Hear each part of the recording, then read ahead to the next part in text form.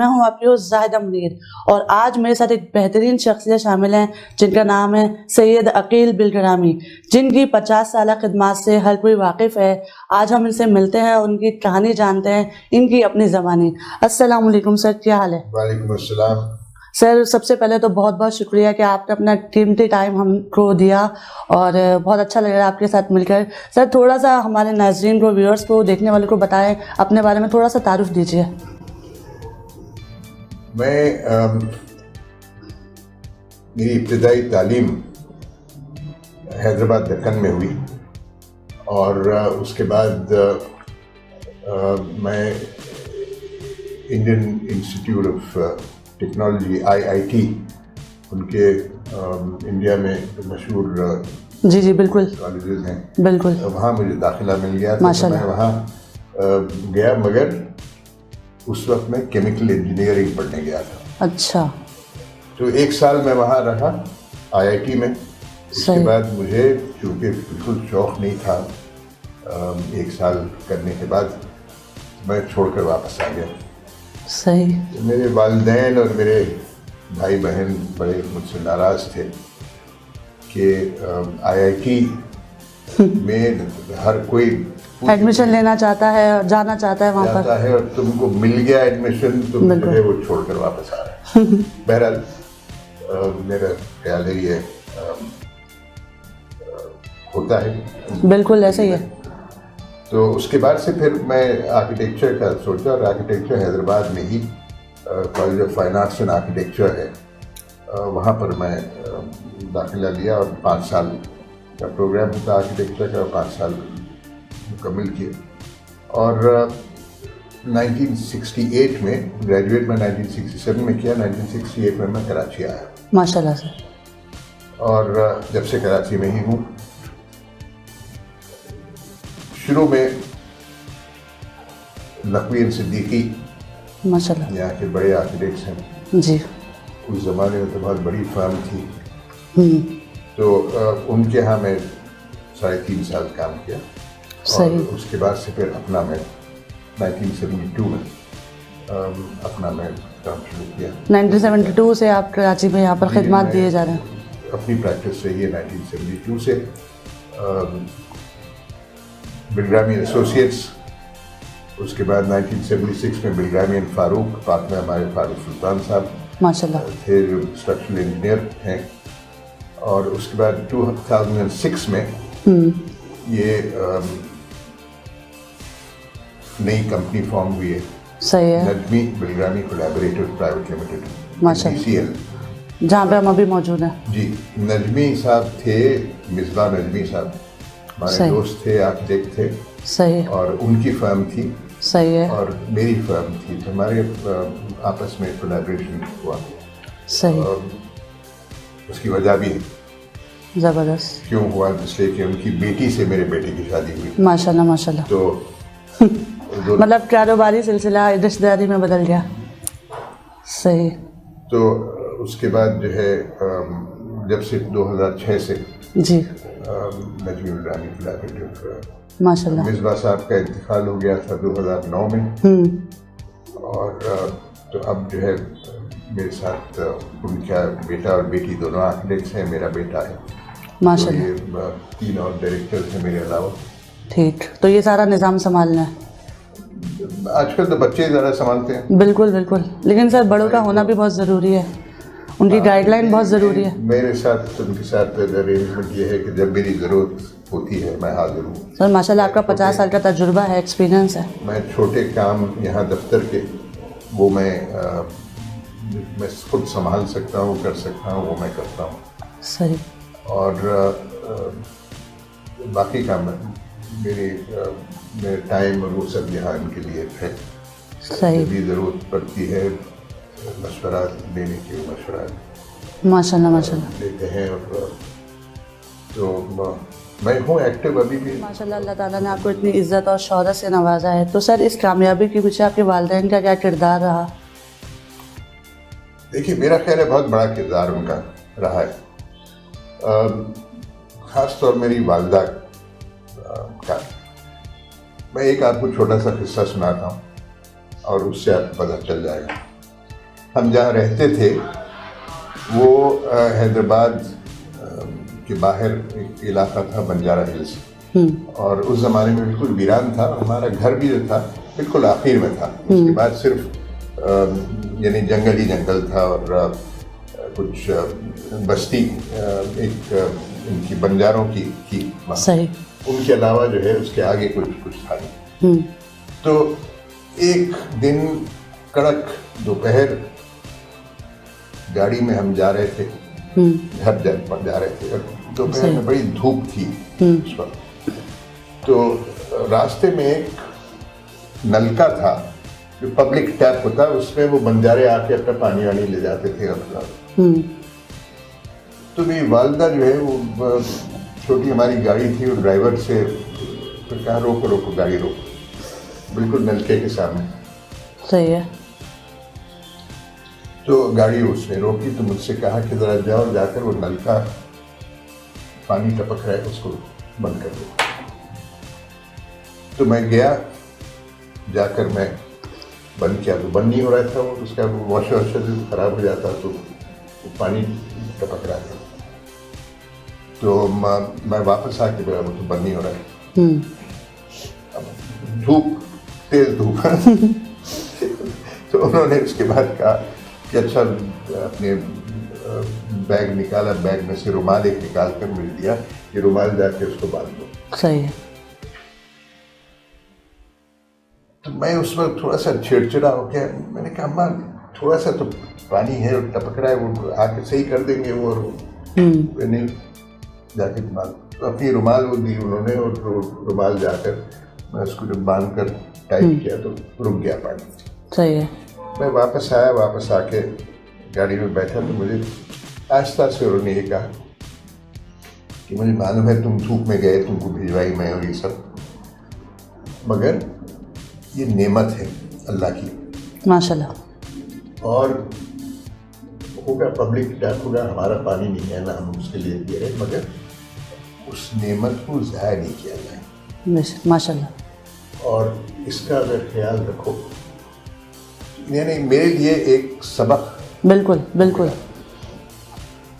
और उससे जो है कई और यानी वो निकले हैं, राहगीर गुजरे वहाँ से, क्या कहते हैं, कड़ी एक से एक जुड़कर। बिल्कुल। और उसमें एक जो मेरा ख्याल है सब में बड़ी थी, और यह सब में बड़ा मुझे सबक जो मिला जी, वो मिला ह्यूमिलिटी माशाल्लाह। इनकी सारी, कि अपने आप को आप जितना हो सके हम्बल रखें। बिल्कुल। और जिस दिन आप अपनी ह्यूमिलिटी से अलग हो जाए या वो ख़त्म हो जाए आप में, तो फिर आप सीख नहीं सकते, आप बात दूसरों की सुन नहीं सकते, और आप में हुरूर आ जाता। बिल्कुल। ये सब चीज़ें जो हैं आप ही की बर्बादी का हिस्सा बनती है, का हिस्सा बन गया। तो ये वो एक छोटा सा इंसिडेंट से इतने चीज़ें कनेक्टेड हैं वाजे हुए, तो वो मैं हर वक्त दोहराता हूँ वो किस्सा वालदा का। ये था उनका, प्लेट में हम खाना लेते थे तो कहते थे उतना ही लो जो तुम खा सकते हो। बिल्कुल। और सबकी प्लेट जो है हमारे भाई बहनों की प्लेट साफ होनी चाहिए। बिल्कुल एग्जैक्टली। जब लिए तो फिर पूरा दे, उसके बाद जो मेज़ के ऊपर खाना है वो खाएंगे। सही, मतलब नेमत को, किसी भी नेमत को ज़ाया नहीं वो आप, हमारे पास कोई था ही नहीं ऐसा मेज़ पर कोई कहे कि मुझे ये तुरई नहीं पसंद है या फलाना नहीं पसंद है। वो खाना ज़रूरी था, जो प्लेट मेज़ पर लगता था खाना वो आपको खाना ज़रूरी था। और जिसकी वजह से उम्र भर में कभी मुझे शिकायत उसकी नहीं हुई कि वो कहीं खाना सही नहीं था या कुछ था। हाँ। जो मिला खा लिया। सही बात है, माशाल्लाह। ज़ाहिर है अच्छे खाने पसंद ही आते हैं, मगर वो भी एक सबक सर आपकी स्टोरी से बहुत अच्छा सबक मिला। तो सर आजकल की जो नौजवान नस्ल है, स्पेशली जो आपकी फील्ड में आना चाहती है, उनको आप क्या एक अपनी राय देना चाहेंगे, ओपिनियन आपकी क्या सजेशन होगी उन लोगों के लिए? मैं सिर्फ हमारे प्रोफेशन में वैसे ही मैं सारे यंगस्टर्स को अपने बच्चों से ये कहता हूँ, उसमें हम्बल, अपने आप को हम्बल बनाए। जब भी आप जो है ज़िंदगी भर आप सीखते रहेंगे और आप नॉलेज आपको मिलेगी, और जिस दिन आप समझते हैं कि आप सब जानते हैं जी, आप में हुरूर आया, तो फिर आप सीखना बंद कर देते हैं। बिल्कुल। और जब इंसान सीखना बंद कर देता है तो उसकी ज़िंदगी ख़त्म हो जाती है। बिल्कुल। तो एक तो ये है, और दूसरी मेहनत जितनी करेंगे उतना ज़्यादा आप आपको उसका फ़ायदा होगा, या आप कामयाब होंगे। जितनी ज़्यादा मेहनत करेंगे, शॉर्टकट ज़िंदगी में नहीं है। सही। और शॉर्टकट अगर है ज़िंदगी में तो वो बहुत ही कम देर के लिए है, या उसके फ़ायदा होता है। बाकी का मेहनत ही मेहनत है।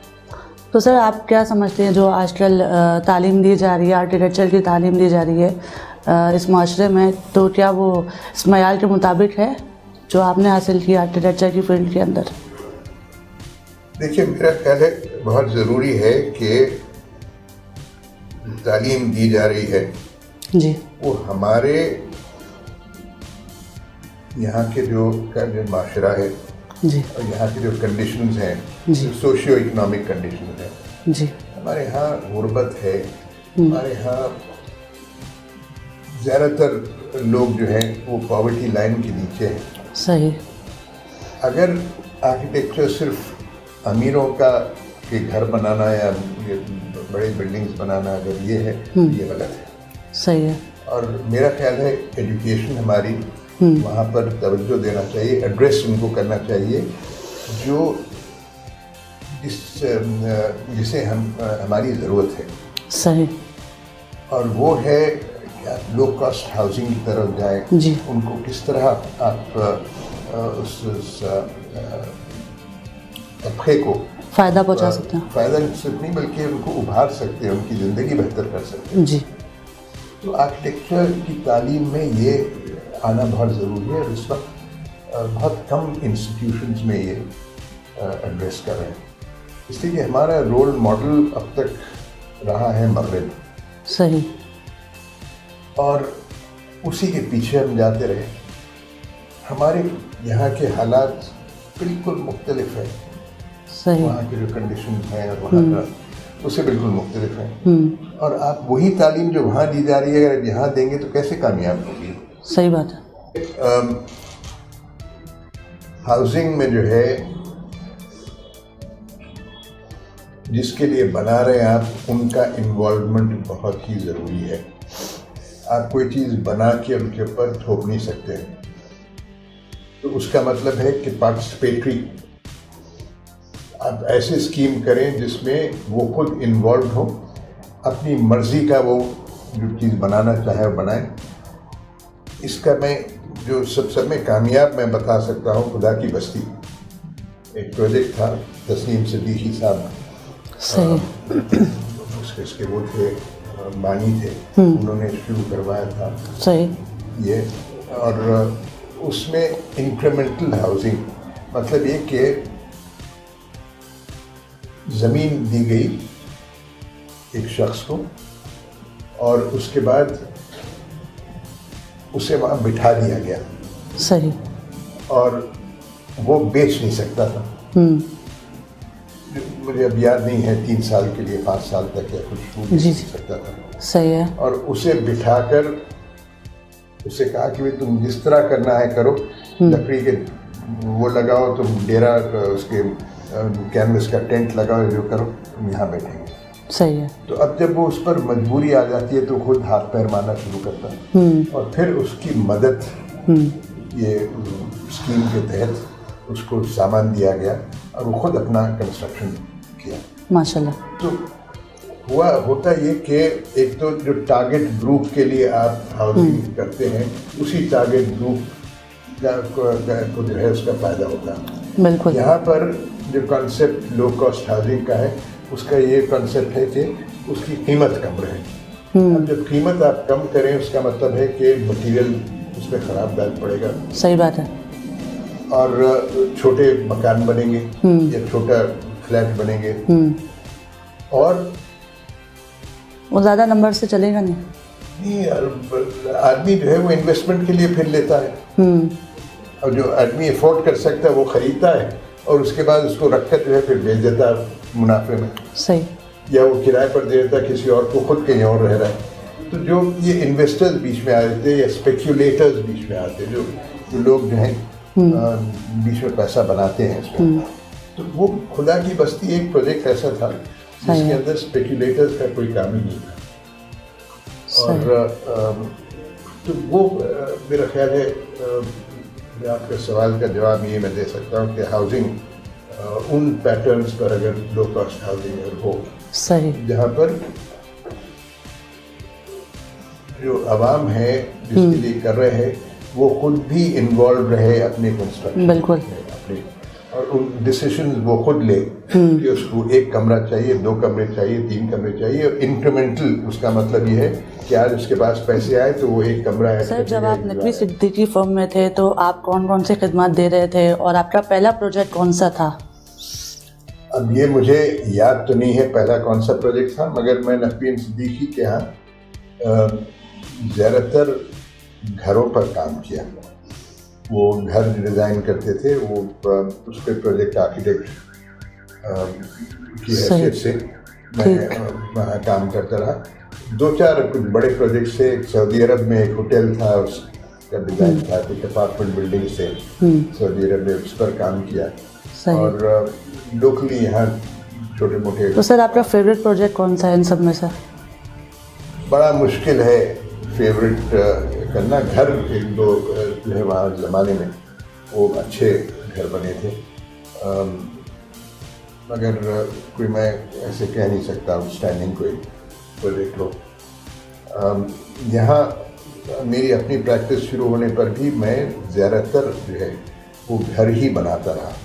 और याद रहे कि मैं जो शुरू किया था अपनी प्रैक्टिस 1972 में, ये जब ही बांग्लादेश अलग हो गया, पाकिस्तान अलग हो गया था, बांग्लादेश बन गया था, तो इकोनॉमी की हालत उस ज़माने में बहुत ही वो थी, डाउन थी और कोई प्रोजेक्ट्स थे नहीं, कोई इन्वेस्टमेंट नहीं आ रही थी। तो सिर्फ घर से शुरू किया। वो इत्तेफाक ये हुआ कि वो एक से दूसरे से तीसरे जो होता है, तो मेरी अपनी प्रैक्टिस ज़्यादातर घर ही डिज़ाइन करने में हुई। कुछ प्रोजेक्ट्स ज़्यादा बड़े बने। इस्लामाबाद में एक बलूचिस्तान हाउस था, कंपटीशन के थ्रू मिला था हमें प्रोजेक्ट, वो बनाया था, 1970s की बात है। और क्वेटा में एक प्रोजेक्ट था, provincial institute of teachers training, वो भी जो है एक अच्छा प्रोजेक्ट बन गया था उस ज़माने में। ये तकरीबन 22-25 साल पुरानी बात है। और बाकी के घर ही ज़्यादातर। सही। सर आप क्या समझते हैं कंट्रोल बिल्डिंग अथॉरिटी को किन चीज़ों का ख्याल रखना चाहिए? नहीं, बिल्डिंग कंट्रोल अथॉरिटी से मैं तो बिल्कुल खुश नहीं, इसलिए कि इनके जो बायलॉज होते हैं वो अचानक चेंज कर देते हैं। सही। ये सिर्फ कराची के नहीं बल्कि DHA में भी यही है। और चूँकि वो पक्के बायलॉज नहीं है ब्लैक एंड वाइट में, तो इसका इंटरप्रिटेशन के लिए वो उनके हाथ में होता है। अब मैं एक समझता हूँ कि ये भाई ये सही है, तो कहते हैं ये सही नहीं है, ये सही है। इसलिए जो ग्रे एरियाज जो कहते हैं ना कि एक चीज़ जो है वाजे नहीं है बायलॉज में, ये कई जगह पर ये है बायलॉज में कि चीज़ें वाज़ेह नहीं हैं और सही। उसका इंटरप्रिटेशन अपनी मर्जी से वो लोग करते हैं। अच्छा, एक तो ये है। सही है। दूसरे ये कि अपडेट नहीं होते बायलॉज सही सही तरीके से। सही। उसमें कुछ चीज़ें बहुत ज़रूरी होती हैं, जैसे यूनिवर्सल एक्सेसिबिलिटी कहते हैं। ठीक। यूनिवर्सल एक्सेसिबिलिटी वो है जो माजूर लोग हैं उनके लिए सही है। व्हील चेयर एक्सेस हो या जो बीनाई जिसकी कमज़ोर है या नहीं है माशाल्लाह माशाल्लाह। उनके लिए जो है वो आसानी हो उन बिल्डिंग्स में जाने। और तो ये एक्सेसिबिलिटी के जो है सही बायलॉज अपडेट नहीं हुए हैं। फिर फायर फाइटिंग, बिल्कुल आप देखते हैं यहाँ कई वो जो है बिल्डिंग्स में आग लग जाती है बिल्कुल सर, ऐसे ही है। और पता चला कि उसमें फायर एस्केप नहीं है, उसमें रास्ता निकलने का नहीं है, उसमें ऊपर नहीं है। तो ये बायलॉज के थ्रू बिल्कुल। होता है, और बायलॉज अगर है भी तो इम्प्लीमेंट नहीं होते। तो असल तो बात यही है कि या बायलॉज है नहीं या वो इम्प्लीमेंट नहीं किए जाते। इम्प्लीमेंट नहीं किए जाते। अगर है भी तो बायलॉज तो ये यहाँ ये ऑर्गेनाइजेशन जो हमारे बिल्डिंग कंट्रोल अथॉरिटी इस मामले में बहुत ही कमज़ोर है जी और अनफॉर्चुनेटली मुझे कोई डर नहीं है कहने के लिए जी जी जी। इस पर कि सारे वहाँ जो वो हैं ऑफिसर्स हैं बिल्कुल सब पॉलिटिकली कनेक्टेड है। सही। सबको जो है जो वहाँ पर मेजॉरिटी, मैं सब नहीं कहना चाहिए मुझे, मेजॉरिटी वो है जो अपने पार्टी वालों ने उनको वहाँ मुंतकिल किया है। सही। तो उनको भी शौक ही नहीं है शहर के लिए कुछ करने का, कोई शौक नहीं है, कुछ नहीं है और तंग करते हैं। आप दाखिल करें, जमा करवाएं आप अपने ड्राइंग्स, हम वहाँ तंग करेंगे। नहीं माशाल्लाह, आपने बहुत अच्छे पॉइंट्स पे हमें रोशनी डाली है, जो बहुत अच्छे पॉइंट्स आपने बताए हैं।